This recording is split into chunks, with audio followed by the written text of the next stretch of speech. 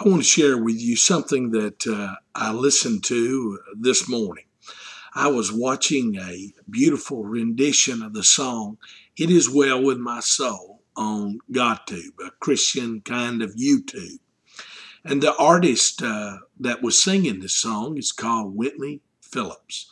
And he was introducing the song to the crowd that he was about to sing to. And he said he felt like God wanted him to share a statement with the group before he sang. And he shared with them this statement. And it was so good, I wanted to share it with you. Here's the statement he made. It is in the crucible of your personal and private sufferings that your noblest dreams are born, and that God's greatest gifts are given for compensation for what we have been through. What an awesome statement. It is so pregnant with truth. It deserves a little time and reflection. Let me read it again, and then I want to use that to encourage you today. It is in the crucible of your personal and private sufferings that your noblest dreams are born, and that God's greatest gifts are given as compensation for what we have been through. All of us do have personal and private suffering.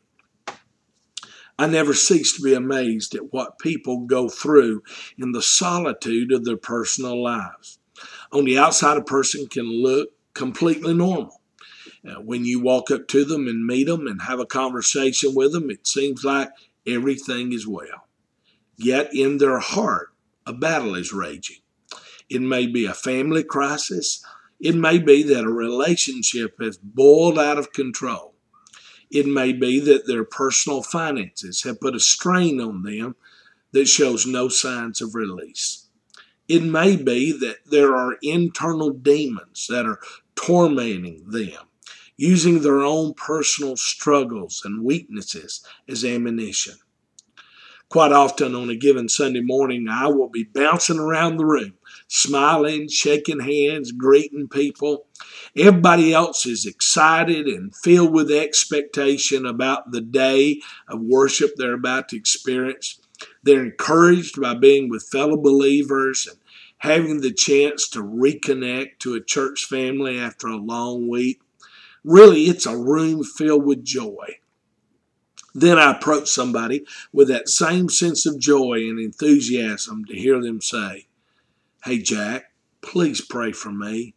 This week, this happened." And then they share with me the bomb that detonated in their life that week. Right there, in the midst of all that joy and happiness at church, stands a broken heart. On the outside, others pass them and talk to them completely and innocently oblivious to the pain that they have inside. We all have personal and private suffering. Yet this phrase that he shared says it is in those personal and private struggles that our noblest dreams are born. It is in those pains that God's greatest gifts are given.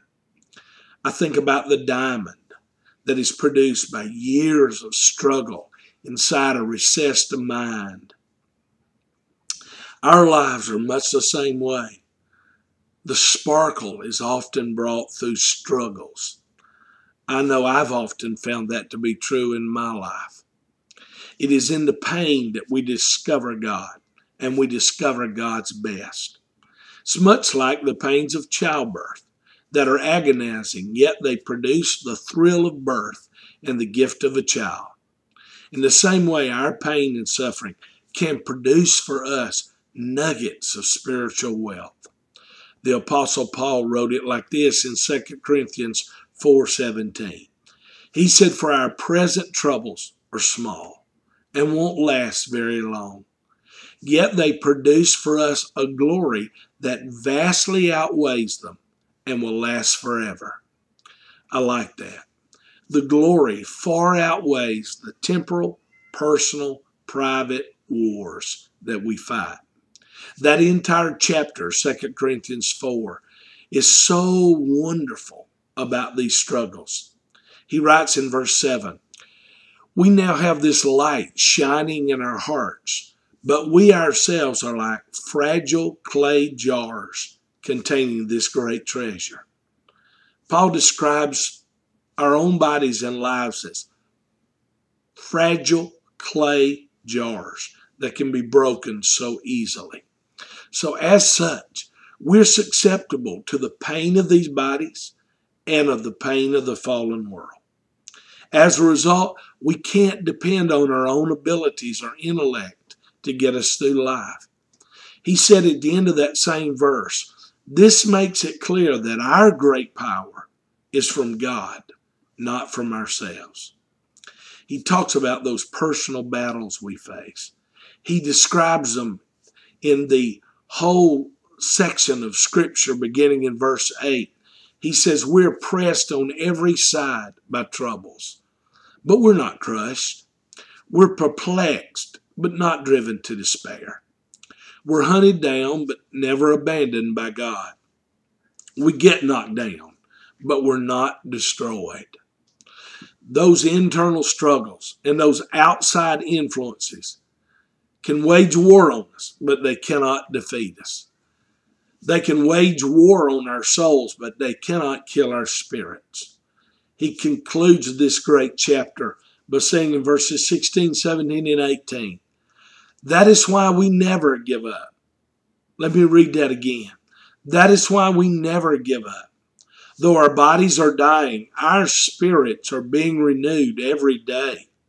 For our present troubles are small and won't last very long. Remember that. Yet they produce for us a glory that vastly outweighs them and will last forever. And he finishes with verse 18 and says, "So we don't look at the troubles we can see now. Rather, we fix our gaze on things that cannot be seen.